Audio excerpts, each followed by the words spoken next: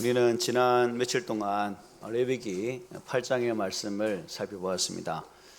모세는 이제 하나님의 명령대로 아론과 그의 아들들을 부르시고 거룩한 옷을 입히기 전에 씻기셨고, 그리고 옷을 입히시면서 그들에게 기름을 부으시는 장면을 살펴보았습니다. 그리고 각각 우측이었죠. 피를 바르는 모습 또한 살폈습니다.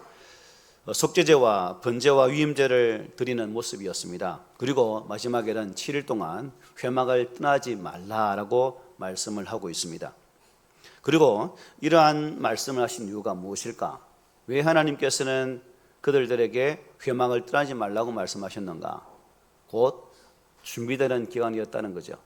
하나님은 사람을 세우실 때 그냥 바로 현장에 뛰어들게 하시는 것이 아니라 철저하게 준비하시고 빚으셔서 하나님께서 원하시는 바 그 뜻에 세워졌을 때에 비로소 일하게 하시는 장면을 볼 수 있다는 사실입니다.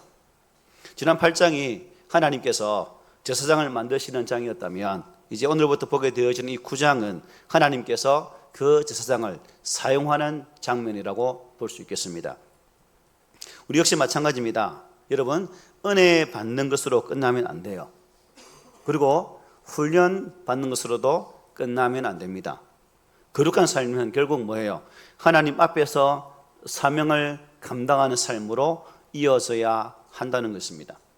저와 여러분들이 예수 그리스도 안에서 거룩한 은혜로 구원을 받고 또 하나님의 자녀가 되어진 것은 현재의 그 자리에 서서 자녀된 삶만을 살기 위한 것이 아니라 그 자녀된 삶을 통해서 하나님의 거룩한 영광을 나타내는 자리까지 나가야 되는 겁니다. 그런 의미에서 거룩함으로 부름받은 우리는 하나님의 거룩한 사명자로 거듭나야 한다는 것입니다. 오늘 본문은 이렇게 시작하죠. 유덥제 날에라는 말씀으로 시작합니다. 여러분, 우리는 이 말씀을 그냥 8일째, 8째 이렇게 넘어갈 수 있겠죠. 아무 생각 없이. 그러나 성경은 의미 없는 단어, 의미 없는 문자가 하나도 없다는 것입니다. 하나님은 이 숫자에도 특별한 의미를 부여하고 있다는 사실입니다. 아마 여러분들 성경을 쭉 살피면 8째 날과 연관되어진 일들이 참 많습니다. 예수님께서 부활하신 날이 언제입니까? 안식구 첫날 8일째 되는 날입니다. 그리고 모든 주님의 거룩한 구속사의 역사를 보면 7일 다음에 많은 일들을 행하시는 것을 볼 수 있는 거죠. 그런 의미에서 본문의 이 8일도 중요한 의미를 담고 있다는 것입니다. 결국 이 8일째는 7일째까지 수도 말씀드린 것처럼 하나님께서 아론과 그의 아들들을 제사장으로 준비시키는 기간이었다는 겁니다. 오늘 우리가 읽은 9장은 사실 8장에 연속되어지는 부분입니다. 장을 나누어 놓았을 뿐인 이야기 흐름은 계속 이어지고 있다는 것이죠. 드라마가 다음 단락까지 계속 이어지는 것처럼 그렇게 되어 있다는 거죠. 레위기 9장은 이 8장의 결론 위에서 시작되고 있다라고 보면 될 것 같습니다. 그리고 거기서 끝나지 않죠. 무려 7일 동안 회막문을 떠나지 못하게 하셨습니다. 레위기 8장 35절은 이렇게 말씀하죠. 여호와께서 지키라고 하신 것을 지키라. 그리하면 사망을 면하리라. 지킬 때에 죽음이 없다. 한번 생각해 보십시오. 왜 하나님께서는 굳이 7일을 기다리게 했을까? 성경에서 7이라는 숫자는 완전함을 의미하죠. 하나님은 아론을 완전하게 준비시키기를 원하셨습니다. 하나님은 급하게 일하시는 분이 아니라는 거죠. 하나님은 사람을 먼저 빚어지는 분이시다. 우리는 어떻습니까? 빨리 일하고 싶고 빨리 인정받고 싶고 빨리 그 결과를 보고 싶은 것이 우리들 아닙니까? 그런 하나님은 언제나 사람을 먼저 준비시키셔서 당신의 일들을 하셨다는 것입니다. 하나님께서 일하시는 방식은 언제나 똑같습니다. 먼저 사람을 준비시키고 그 다음에 사명을 부여하신다는 겁니다. 그러므로 본문의 1절 여덟째의 날은 단순히 달력의 하루가 아니라는 것이죠. 준비가 끝나면 사명이 시작되는 날, 준비가 끝나고 사명이 이제부터 시작되어지는 그런 날로 말씀해 주고 있는 거죠. 그래서 은혜를 받던 사람이 이제 은혜를 어떻게 해요? 흘러 보내는 날이라는 사실입니다. 그리고 훈련받은 사람이 이제 섬김의 자리로 나아가는 날이 바로 이 날입니다. 이것이 하나님 나라의 거룩한 영적 질서라고 할 수 있죠. 오늘 우리도 마찬가지입니다. 교회 안에서 직분을 받는 것보다 중요한 것은 그 직분을 감당할 사람이 준비되는 것입니다. 장로로 안수집사가 되는 것보다 장로다운 안수집사다운 성도가 되는 것이 먼저라는 거예요. 군사가 되는 것보다 기도의 사람이 되는 것이 먼저라는 것입니다. 집사가 되는 것보다 섬김의 사람이 되는 것이 먼저라는 거예요. 교사가 되는 것보다 교사가 그 말씀 앞에 서는 것이 먼저라는 것입니다. 목회자도 예외도 아니죠. 속으로 장로도 안수집사도 집사도 교사도 말하면서 목사는 왜 말 안 하지? 목사도 할게요. 목사도 예외 안 하는 거죠. 설교를 잘하는 것보다 뭐예요? 하나님 앞에 무릎을 꿇는 사람이 되어야 됩니다. 프로그램보다 기도가, 능력보다 거룩함이 먼저라는 것이죠. 생각해 보십시오, 여러분. 여러분이 함께 더불어 사역하고 있는 저가 여러분이 바라볼 때에 살아가는 그 모든 것이 좀 그래, XX 같은 일들이 많아. 그럼 여러분들이 이 시간 말씀 듣고 있겠습니까? 아무도 없을걸요? 안 그렇겠습니까? 그렇기 때문에 목사는 말씀을 선포하기 전에 먼저 무릎을 꿇어야 되는 것이고, 또한 그 말씀 앞에 철저하게 자신이 깨어진 이후에 그 말씀이 증거되어질 때에 비로소 본인에게 은혜가 되는 것이고 받는 분들도 은혜가 된다는 것이죠. 하나님께서 이렇게 준비된 사람을 오래도록 사용하시는 거예요. 반대로 준비되지 않은 사람은 잠시는 화려할 수 있겠지만 오래 쓰임받지를 못한다는 것입니다. 혹시 여러분 지금 하나님께서 나를 기다리게 하는 것이 뭐가 있을까요? 나로 하여금 자꾸 기다리게 하는 것이 무엇일까? 기도를 해도 응답이 더디게 오는 이유가 무엇일까? 아직 나에게 어떠한 큰 기회가 오지 않는 것은 무엇일까? 기다려도 답이 없는 혹 그런 생각을 가지고 계십니까? 여러분, 그 시간을 낭비라고 생각하지 마십시오. 하나님께서 지금도 여러분들을 빚어가고 계십니다. 내가 보기에는, 우리가 보기에는 멈출 것 같아도 하나님께서는 가장 중요한 일을 하고 계신 거예요. 사역을 준비하는 것이 아니라 사역자를 준비하고 계시다는 것입니다. 그래서 여덟째 날은 반드시 오게 되어 있죠. 하나님께서 준비를 마치시면 친히 사명의 자리를 우리 모두를 불러 세우실 것입니다. 그러므로 지금 조급해할 때가 아니라 하나님의 손길에 자신을 맡기면서 거룩함으로 준비됐다라는 것을 꼭 기억하시기를 바랍니다. 여기서 우리가 한 가지 중요한 질문을 해야 됩니다. 준비된 사람이 이제 무엇을 해야 되는가? 여러분들이 하나님 앞에 쓰임받기 위해 준비된 그러한 상태라면 이제 무엇을 해야 되는가? 그 답이 이제 2절부터 나오고 있죠. 모세는 아론에게 이렇게 말합니다. 속죄제를 위하여 흠없는 송아지를 가져오고 번제를 위하여 흠없는 순양을 여호와 앞에 가져다 드리고 라고 말씀하죠.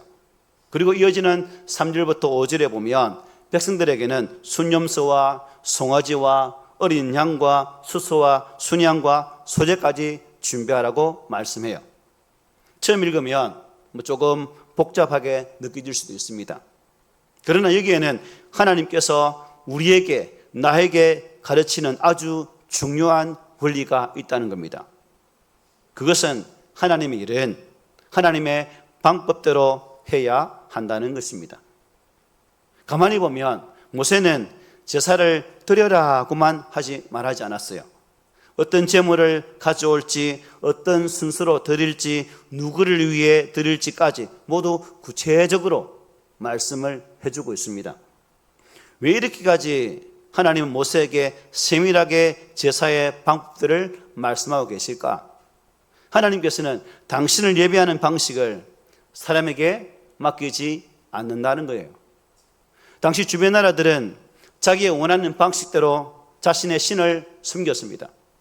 더 많은 재물을 바치기도 하였고 때로는 사람까지 바치는 그런 일들이 왕왕 있었습니다. 그러나 이스라엘은 달랐다는 거죠. 이스라엘 예배는 사람의 생각이 아니라 하나님의 계시에 기초한 제사였다는 거예요. 철저하게 오직 우리의 구원주 되시는 예수 그리스도의 그림을 바라보고 이 일들을 감당했다는 겁니다. 오늘도 마찬가지입니다. 예배는 우리가 하나님께 맞추는 것이 아니라 우리가 하나님께서 기뻐하시는 방식에 맞추어 드려야 하는 것입니다. 내 기분이 우선돼서는 안 된다는 거죠. 철저하게 나는 없어지고 예배를 통해서 한 분 하나님을 바라볼 수 있는 그러한 신앙의 자세가 우리 가운데 회복되어져야 된다는 것입니다. 그래서 레위기를 여러분 지난주에 말씀드렸지만 계속 읽다 보면 계속 동일한 문장이 나온다고 했죠. 뭐예요? 여호와께서 모세에게 명령하신 대로라고 말씀하셨어요. 지난주에도 이렇게 말씀드렸거든요. 이 말이 얼마나 자주 반복되는지 모릅니다. 왜 하나님께서는 같은 표현을 계속해서 반복해야 했을까? 하나님께서는 우리에게 하나님의 진리를 각인시키고자 하셨다는 겁니다. 왜 쇠뇌하기까지 그 말씀을 했을까?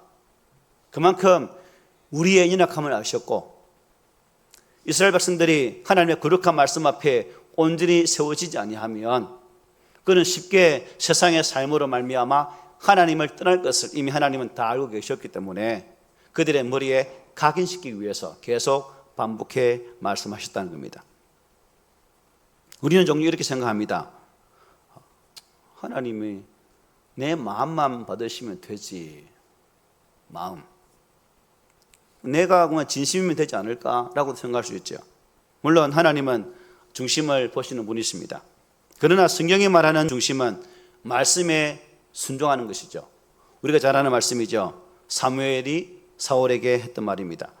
순종이 제사보다 낫고 듣는 것이 순양의 기름보다 낫다. 사울은 제사를 드렸어요. 열심도 있었습니다. 그러나 말씀대로 하지를 못했습니다. 때문에 하나님께서는 그의 제사를 받지를 않으셨어요. 반대로 아론은 자신의 생각을 더하지 않았습니다. 하나님께서 말씀하신 그대로 순종했습니다. 그 순종이 하나님을 기쁘시게 했다는 것입니다. 그러므로 저와 여러분들이 하나님께서 우리에게 뭘 원하시는지를 잘 볼 수 있어야 되죠. 오늘날 교회 안에서도 우리는 종종 열심을 신앙의 척도인 양 생각할 때가 참 많습니다.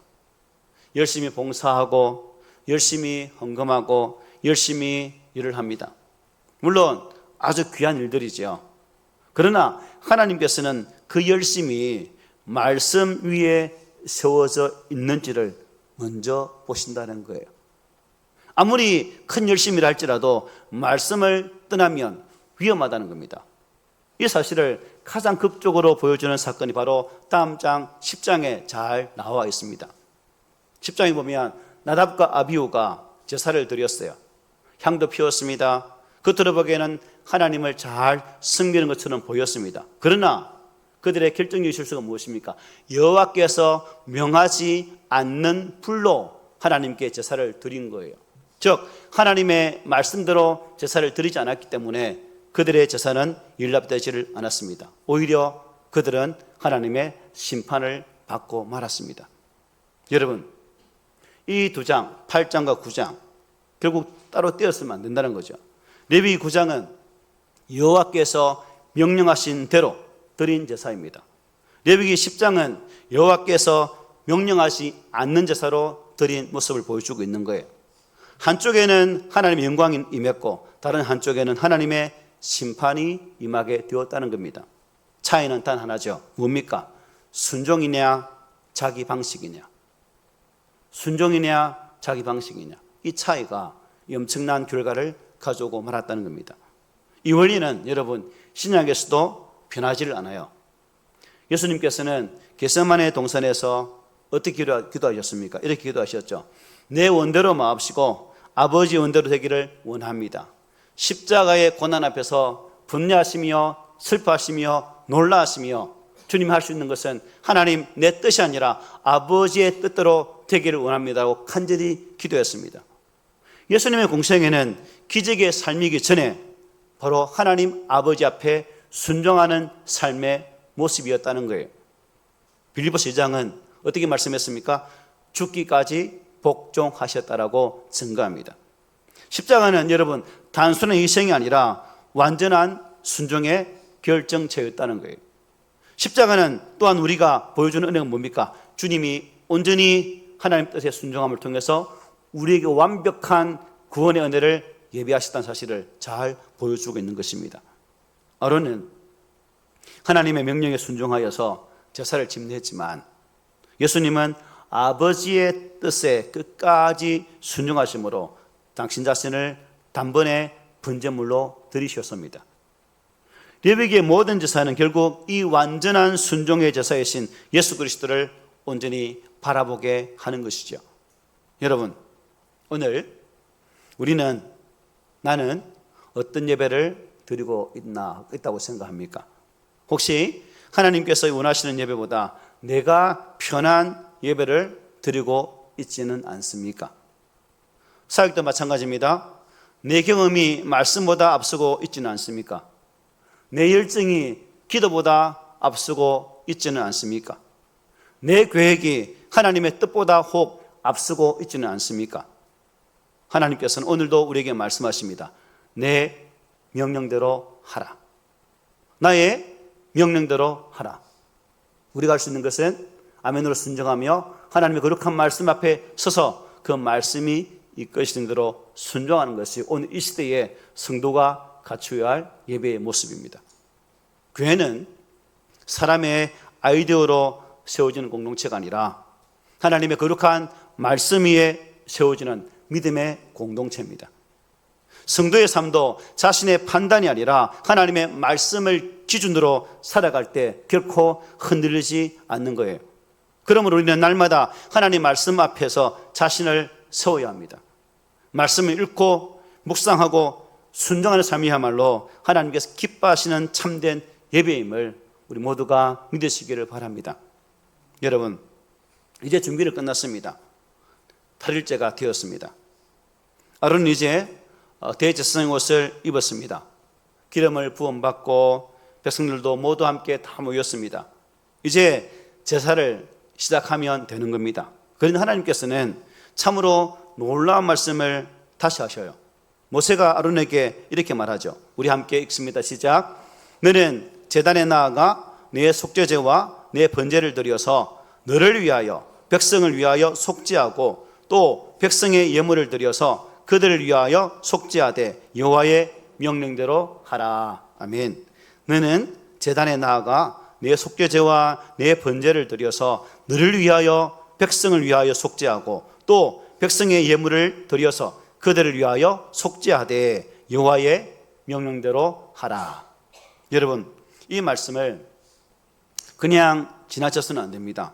하나님은 먼저 누구를 위하여? 너를 위하여, 그 다음에 백성을 위하여 속죄하라고 말씀하셨어요. 이것이 하나님의 영적 질서입니다. 아론은 이제 막 여러분 위임받은 대제사장입니다. 이스라엘에서 가장 거룩한 직분을 맡은 자입니다. 그러나 하나님께서는 그 직분보다 먼저 그의 영혼을 살피신다는 거예요. 아론아, 네가 먼저 너 자신을 위해서 제사를 드려라. 즉 대제사장이 먼저 하나님의 거룩한 은혜로 말미암아 사함을 받아야, 죄사함을 받아야 백성을 위한 제사를 드릴 수 있다는 것입니다. 아론도 죄인이죠. 제사장이기 때문에 죄가 없는 것은 아닙니다. 직분이 사람을 거룩하게 만드는 것이 아니라 하나님의 은혜가 사람을 거룩하게 하는 거예요. 이것은 오늘 우리에게도 매우 중요한 교훈을 던져주고 있습니다. 우리는 직분을 받으면 은혜에서 자신도 모르게 그냥 가난하게 보낼 때가 많습니다. 그러나 하나님은 직분을 보시기 전에 그 사람의 영혼을 보신다는 겁니다. 하나님 앞에 무릎 꿇지 않은 목회자는 강단에서 설교할 수 있어도 하나님 앞에는 온전히 설 수 없는 거예요.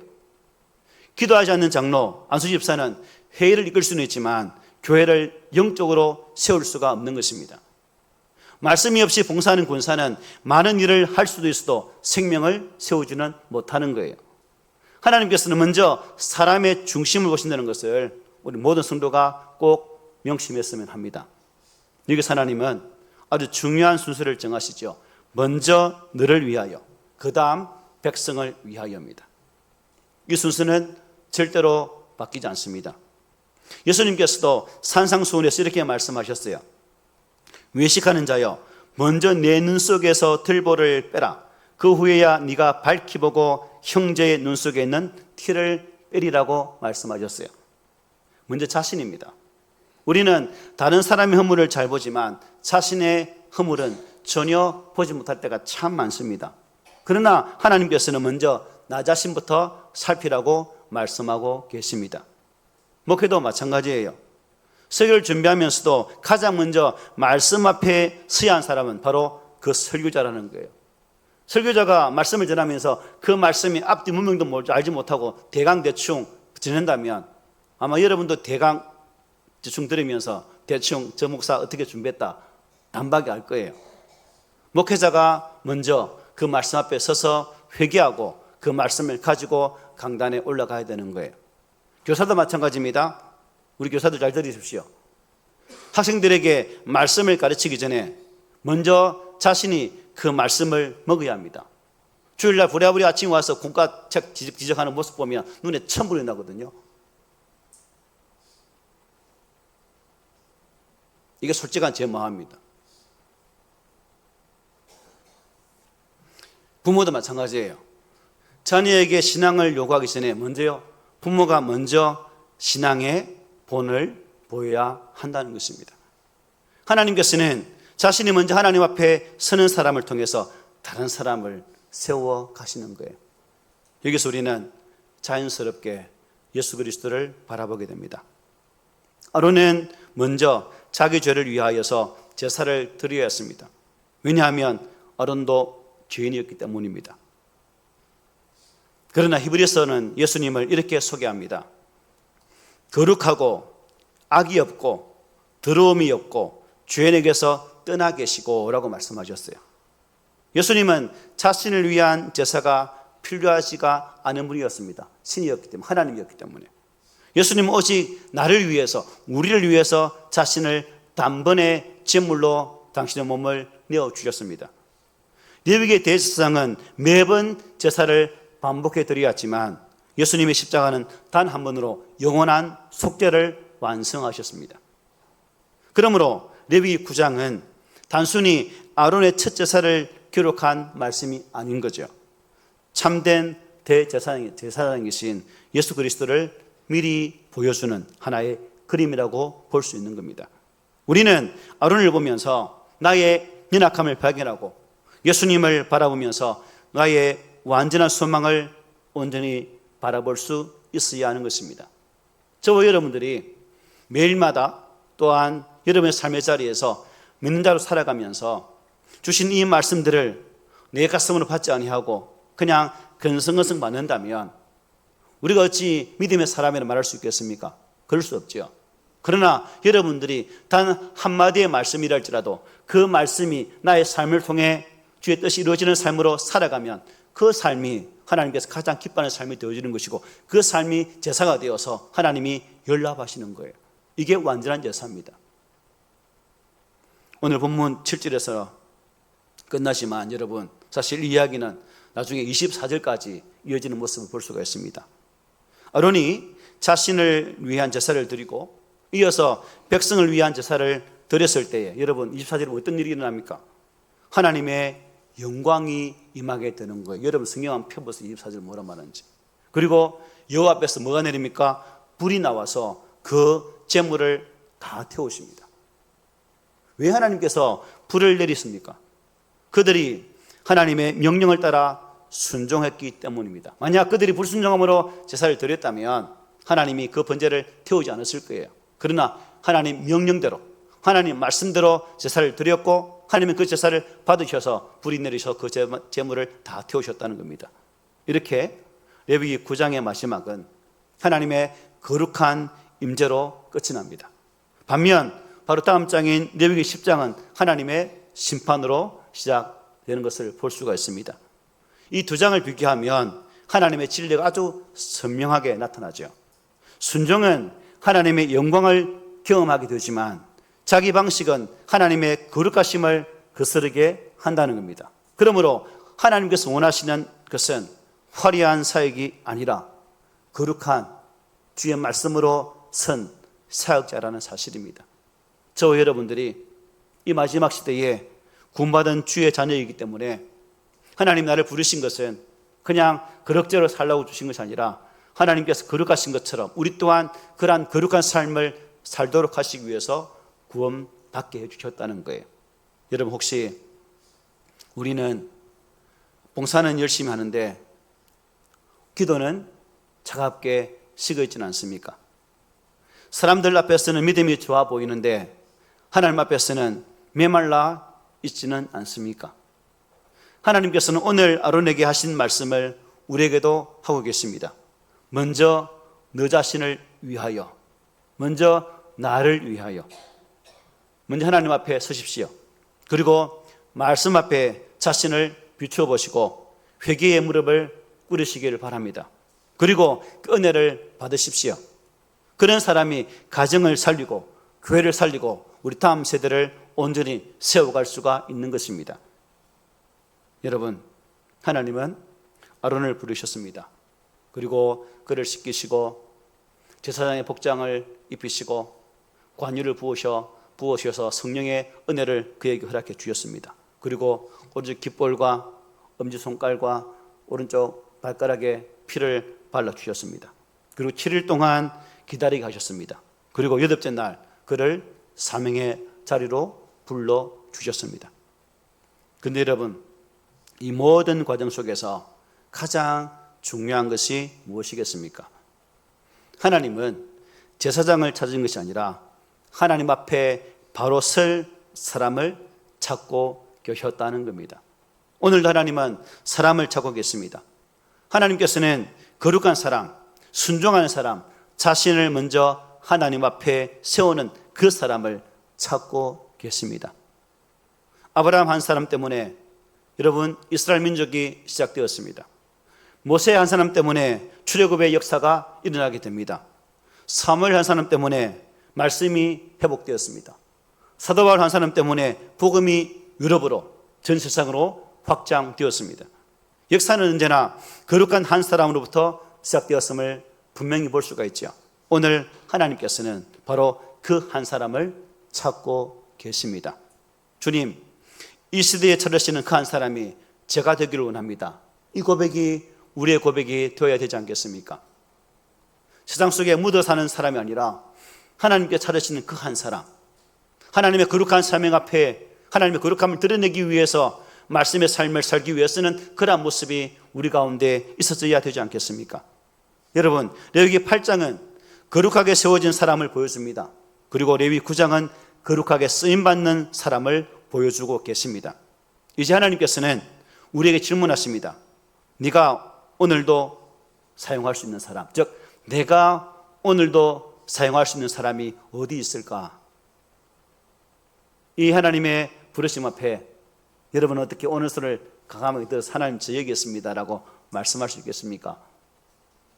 바라기는 우리 믿음의 공동체 꿈 있는 교회가 이 마지막 시대에 하나님께서 찾으시는 거룩한 사역자가 되시고 또 하나님의 거룩함을 드러낼 수 있는 그런 아름다운 믿음의 걸음을 걸어가는 그 한 사람이 되었으면 합니다. 주님, 제가 여기 있습니다. 저를 거룩하게 하시고 하나님 저를 사용해 주옵소서. 이것이 오늘 우리 모두의 고백이 되기를 예수 이름으로 부탁을 드립니다. 아멘.